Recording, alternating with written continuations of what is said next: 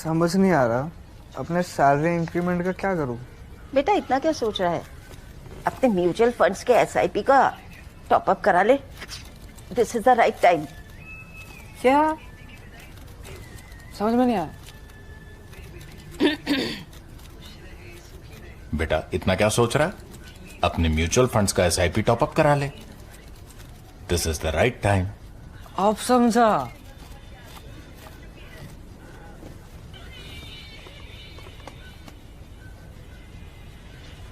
Mutual fund investments are subject to market risks. Read all scheme-related documents carefully.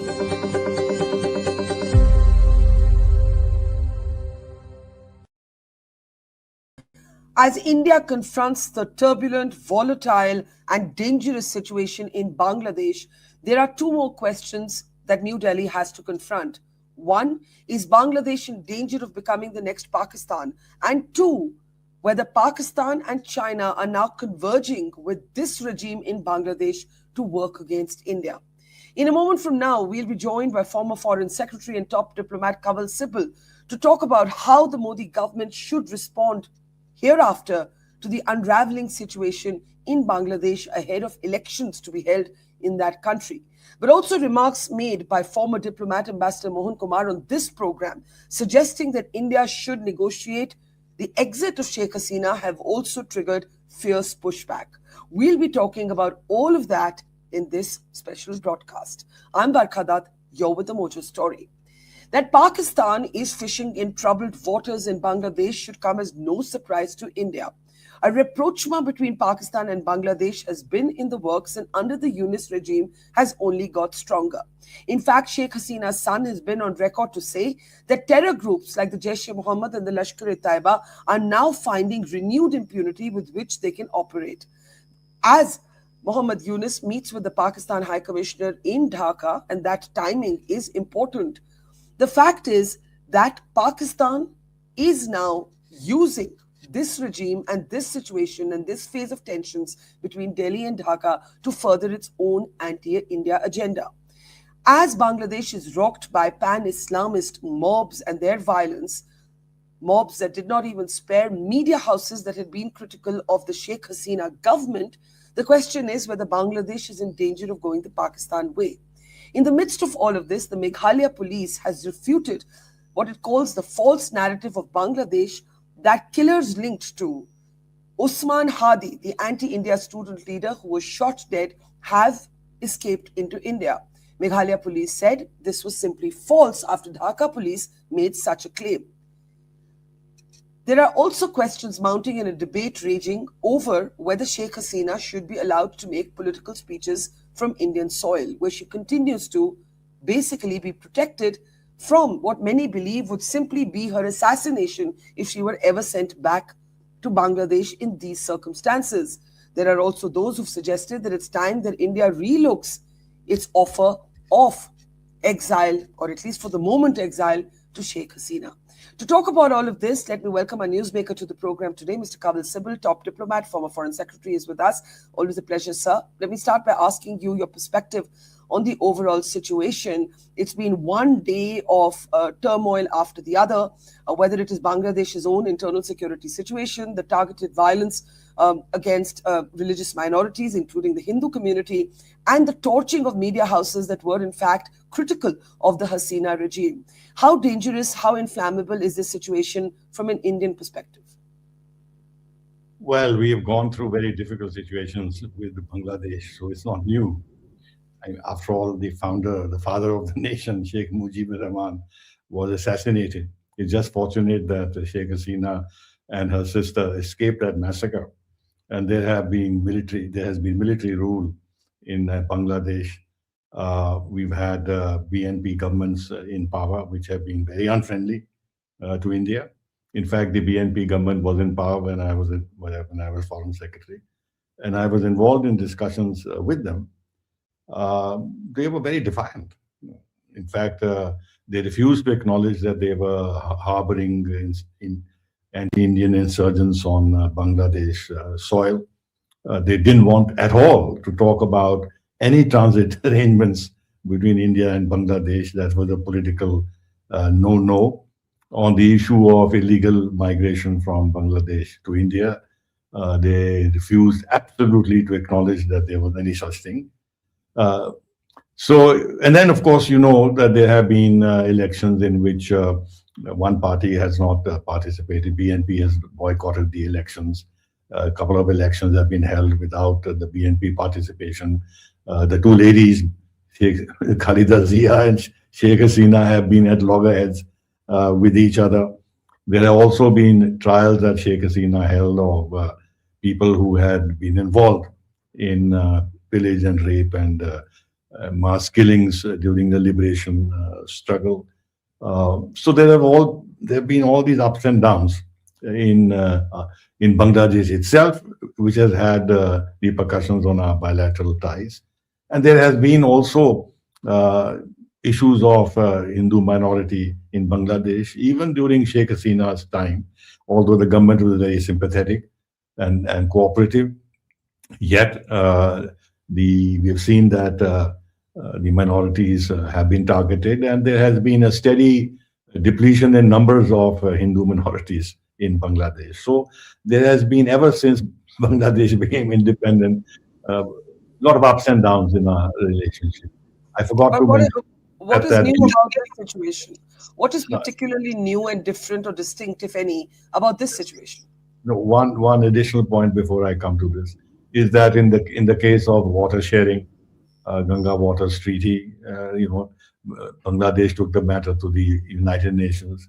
The Tista issue has also been very problematic for us. So there has been all this. Now, with regard to the present situation, there are some new additional elements that are making the whole situation very complicated for us. One is that there is now a disavowal of the liberation struggle of Bangladesh.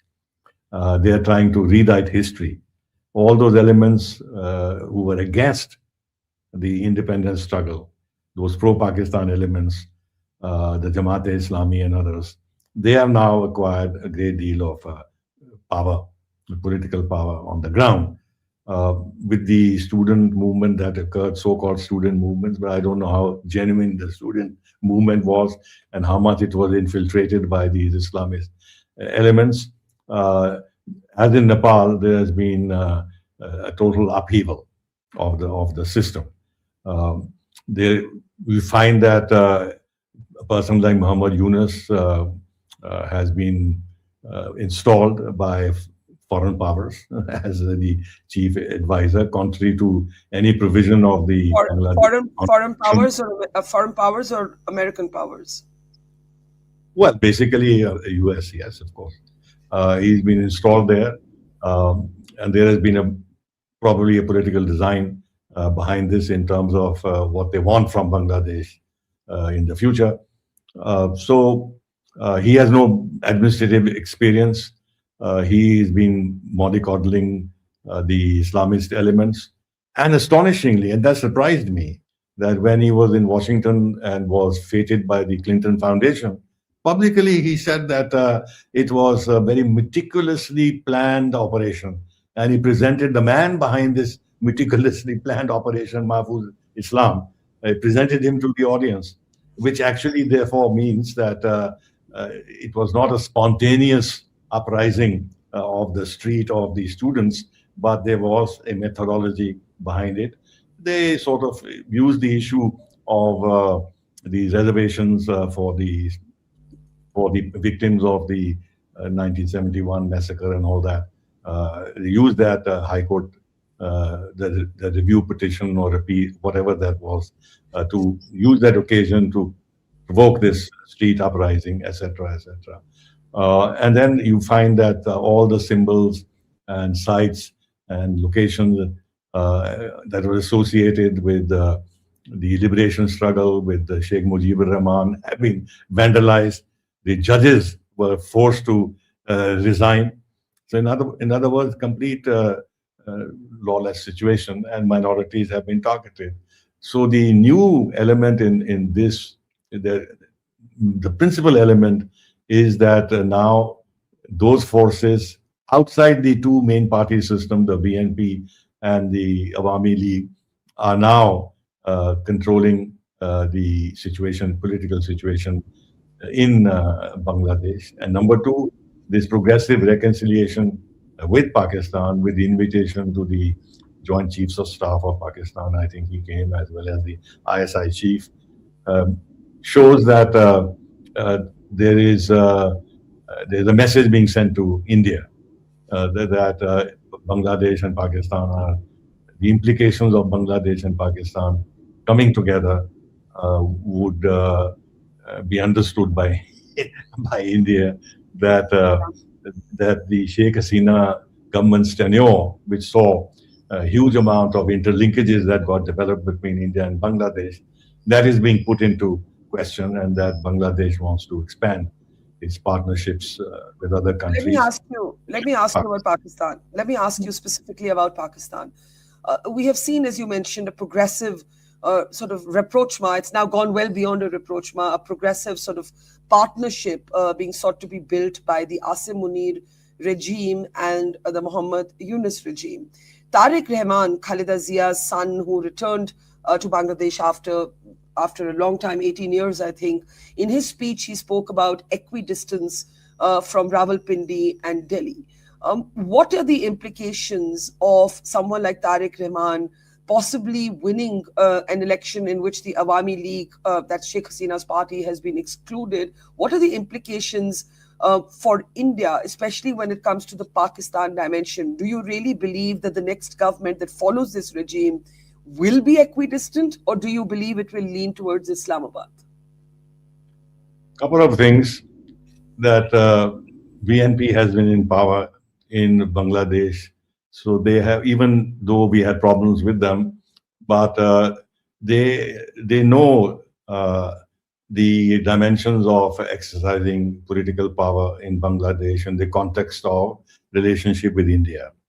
And all that has already been established in terms of cooperation between the two countries, which is of great advantage to Bangladesh itself, I suppose would be seen by responsible politicians as something that should be preserved to the extent possible. In other words, the expectation would be that he would act responsibly. Number two, he has a checkered past. I mean, he was involved in gun running. He was involved in arms smuggling to provide arms to the insurgents that were operating from Pakistani soil. We've been in touch with him in the past. That is the second thing, that we know what his background is. The third thing is that he has now got a chance to come and exercise power in Bangladesh. He will, I think, act much more responsibly than the Jamaat-e-Islami and all those extremist elements that are operating on the ground, because he has a party behind him, the BNP. And the BNP is very keen, actually, to come back to power.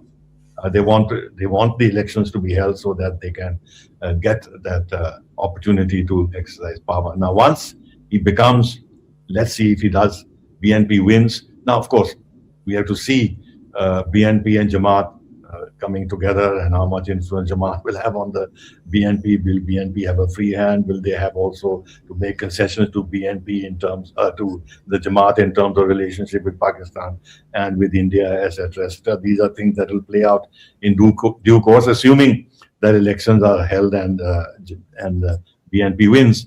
But I think, given the chance that he now has to put Bangladesh back on its feet, given all the problems that Bangladesh is facing and will face in the future, while the relationship with Pakistan that can give a lot of emotional and political satisfaction to a lot of people on the Islamic extremists in Bangladesh, the reality is that the nature of relationship with India is such that Bangladesh has to manage its relationship with India, even as it develops new linkages with Pakistan. So when he says that he will want to be equidistant between India and Pakistan, it's a political platform that he is announcing.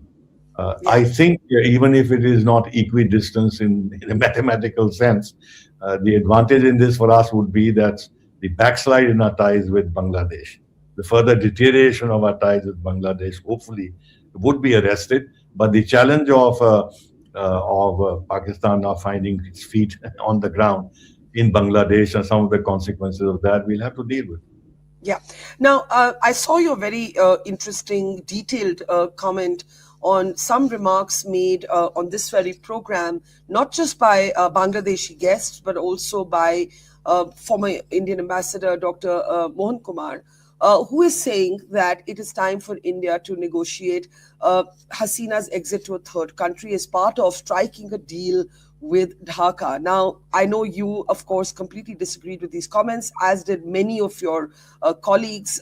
Just for our audience who may not have seen these comments, I'm just going to play out a small clip, and then I want to ask you, how should India handle the Hasina challenge? There are those who've suggested she should be asked to keep quiet while she's here. There are others who are saying we have to send her away, not back to Dhaka, but somewhere else. Let's take a look and I'll come right back. You're not going to like my response. A lot of my colleagues won't like the response. At some point, we will have to negotiate her exit from India to someplace else, frankly, because Bangladesh is a sensitive, important relationship.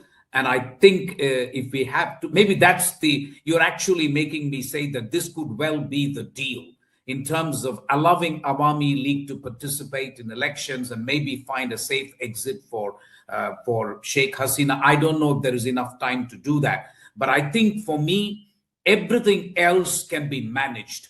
But we cannot have a flawed election in which Jamaat comes number one and says, listen, we have won this election free and fair and square, and therefore we will rule. But let me ask you, you're basically saying that a negotiation could be in the back channels, let the Awami League participate, and we should negotiate. We should say we're ready to have Sheikh Hasina leave India, not for Bangladesh, but to some other country.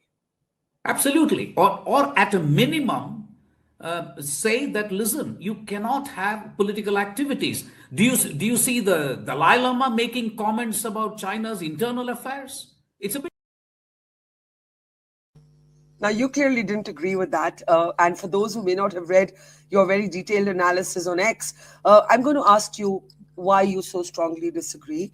What Ambassador Kumar there is arguing is, if we want the Awami League to take part in the next election, so far they're completely excluded, we need a deal. The deal could be Sheikh Hasina goes to wherever else and the Awami League takes part. You have said that this is absolutely egregious to make this argument, and I'd like our audience to understand in detail why you so fiercely disagree with this. A few things. That are we the leaders now of the Awami League, now that Sheikh Hasina is in exile in India, that we took over the leadership on our behalf, and that we negotiate with Muhammad Yunus or whoever else that, look, let's have a deal that we'll send her out of the country and let Awami League. In other words, the kiss of death to Awami League right from the start. That is to be seen as a party that is being promoted by India and is going to do India's work in Bangladesh and look after India's interests in the Bangladesh. This is how it will be there. I frankly think it is stupid to follow that line of approach at all. Number one. Number two, do you think that why are we assuming that if we made this offer, the other side will agree? After all, they have gone far ahead in terms of banning Awami League from participating in the elections. And supposing now they overturned that ban, and it became clear that they overturned the ban because India intervened.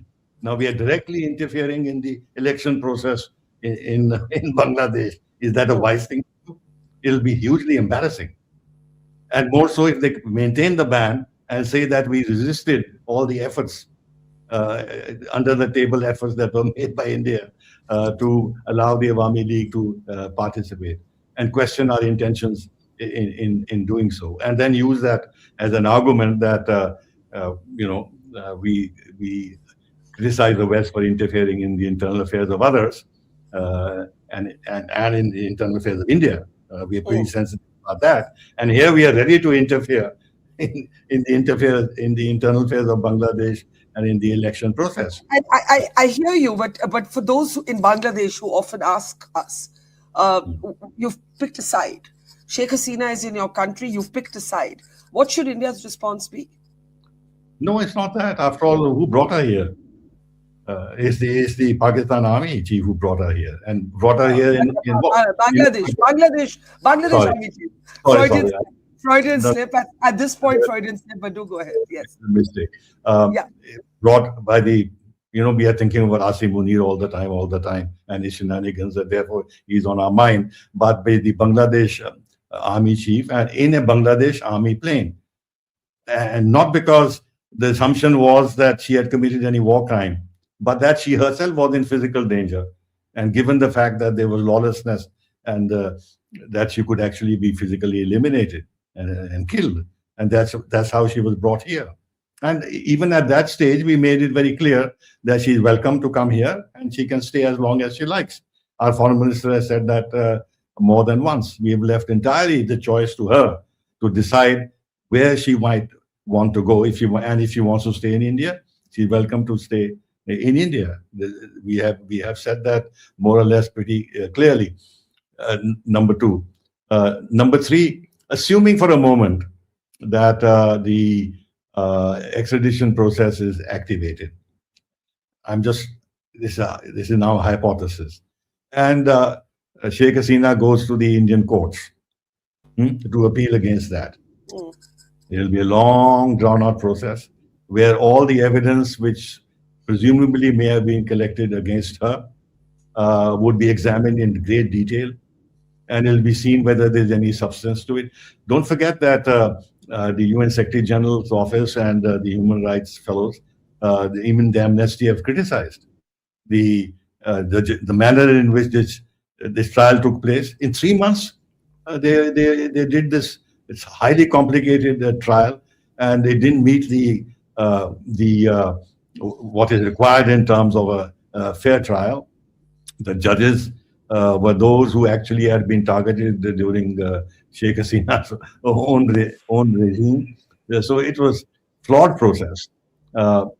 So therefore, when our courts, assuming that it goes that far, examine the whole thing, in fact, all the deficiencies in the judgment will become very clear, and in fact, the Bangladesh can be hugely embarrassed when all the flaws and deficiencies in the judgment are made clear. And of course, the fact that she was sentenced to death makes it even more difficult for any government, not only the Indian government, in such a situation to agree to extradition. Quite apart from the fact that in the extradition treaty itself, apart from the political clause, which can be interpreted this way or that way, there's another clause which applies to this particular case, and under which, in fact, we can reject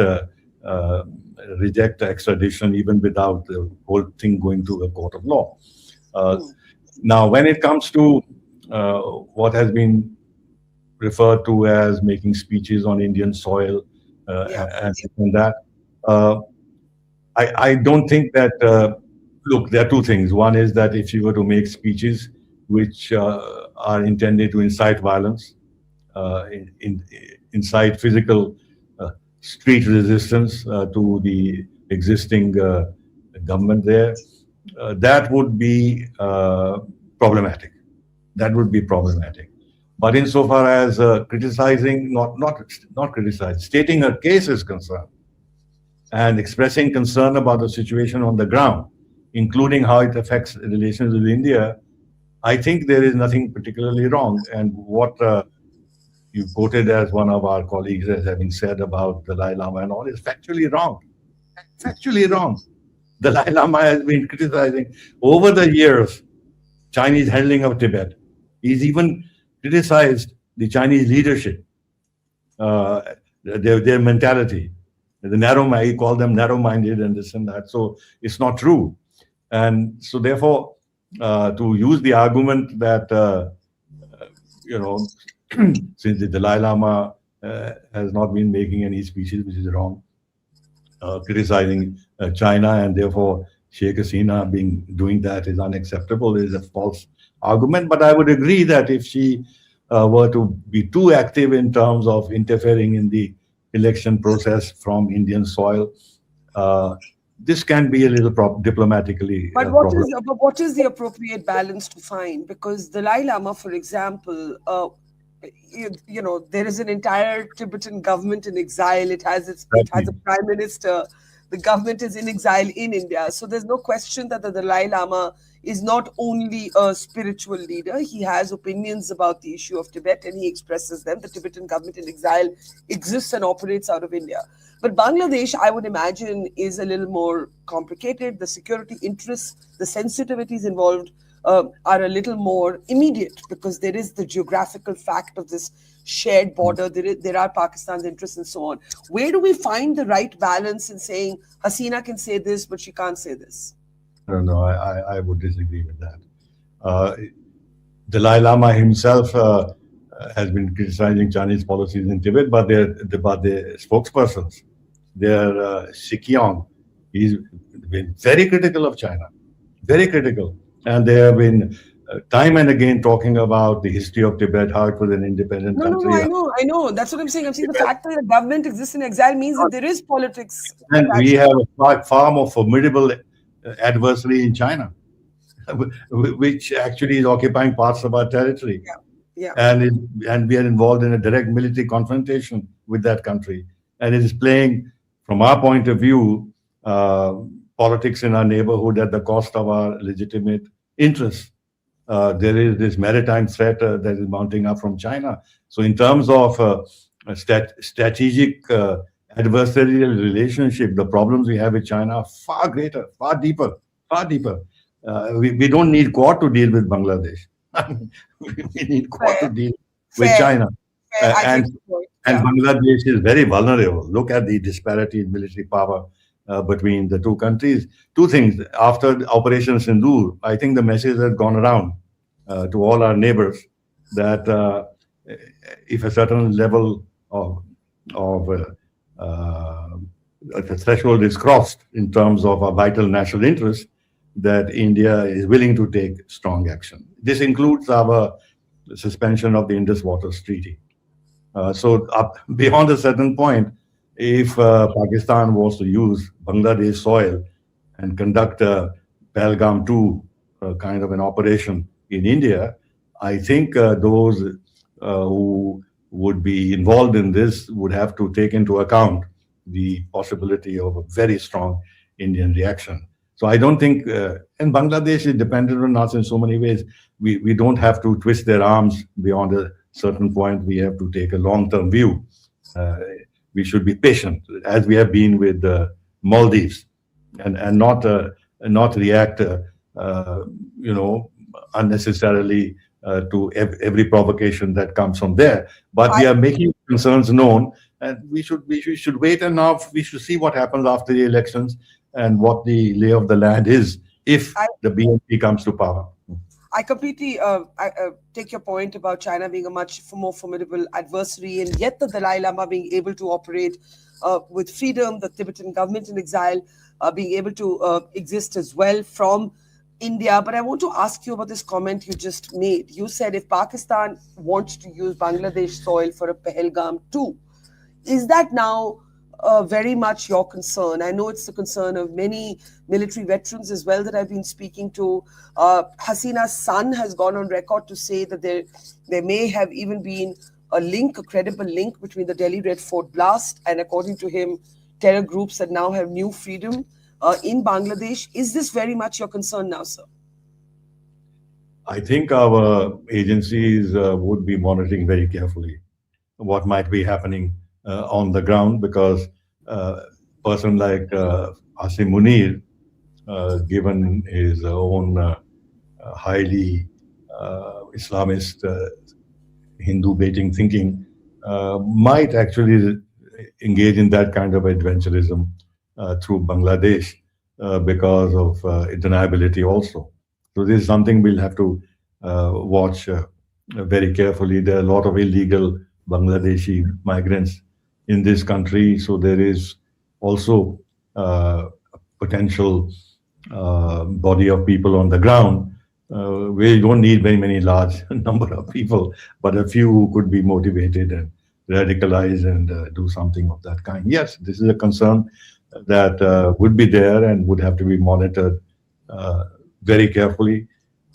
But I would not immediately say that it is something imminent or something which will definitely happen, because at the end of the day, I think those who are governing Bangladesh and those who are behind the change of regime in Bangladesh would have to look at very carefully at what potential problem this could cause to India-Bangladesh relationship, and Bangladesh in particular, were India to be targeted with a major attack with links with Bangladesh. Let me ask you a final question on that somber note. Do you see at all any sort of signs of an off-ramp, or do you believe that any de-escalation will have to wait till the elections? And if the Awami League is excluded from these elections, and it is, the BNP, for example, that is favored to return, though some suggest that Jamaat may dramatically improve its performance, how do you in the interim think India should respond? We've had theories ranging all the way from India has the option to cut off electricity, a la what happened in Operation Sindoor in Pakistan with Indus Water Treaty, to those suggesting a more dialogue-oriented approach, even suggesting military-to-military contacts between India and Bangladesh. What would be your counsel to the government at this point? I would say that we should explore all diplomatic options. Remember, look at the disparity between India and Bangladesh in every way. So it is incumbent on us as the much stronger power, much more responsible power, with much wider global interests and regional interests, of course, not to act, in a reciprocal manner and deal with Bangladesh as if it was a peer power which we have to deal with. I think we can be a little careful, think of the long term, engage them, use every means that we have of diplomacy to reach out to the forces in Bangladesh, play for time, see how the thing pans out, see if there is a recognition in Bangladesh increasingly that they are vulnerable and they have to maintain good ties with India. Even now they're asking for 50,000 tons of rice from us. So, after they have bought 50,000 tons from Pakistan at much higher cost. You mentioned electricity. You mentioned other links that are there. There's the issue of minorities and all the people who go to and fro, medical treatment, what have you. So there are a lot of linkages which were established during the Sheikh Hasina period, which are highly advantageous to Bangladesh, as to us too. And therefore, the hope would be that while this turbulent phase is problematic for Bangladesh internally and for us, that after elections, maybe things begin to settle down. So we have to play a calibrated game. That's how it'll answer you. Play a calibrated game. Wait for things to settle down, to pan a little bit, and then see what instruments we should use to maintain pressure on Bangladesh in the larger interests of good ties between the two countries. In other words, prime diplomacy over any knee-jerk reaction to the provocations that are coming from there. As we are doing now, we are warning them, we are issuing statements on ministries talking about our concerns, hopefully in the hope that the message will sink down and they'll be a little more careful. And those who have propelled the regime change and want to extract something from Bangladesh would also be a little careful in counseling the Bangladesh government that they have to take care of core Indian sensitivities and not provoke a situation where they will not be able to help them to manage the situation. So let's see how it goes. Well, thank you, Mr. Sibal. It's always such a big learning to talk to you, and we appreciate your time. It is a volatile, inflammable situation, but I do really like this idea of understanding Bangladesh not as a peer power, but somebody that we can afford to actually show, show our place in the world to, and also that not so subtle urging to Western powers, in particular to Washington. Don't create a situation that you will soon find even you can't control. Really appreciate your time, Mr. Sibal. Thank you so much, and see you soon. My pleasure. Thank you. Bye-bye. Bye-bye. Bye-bye.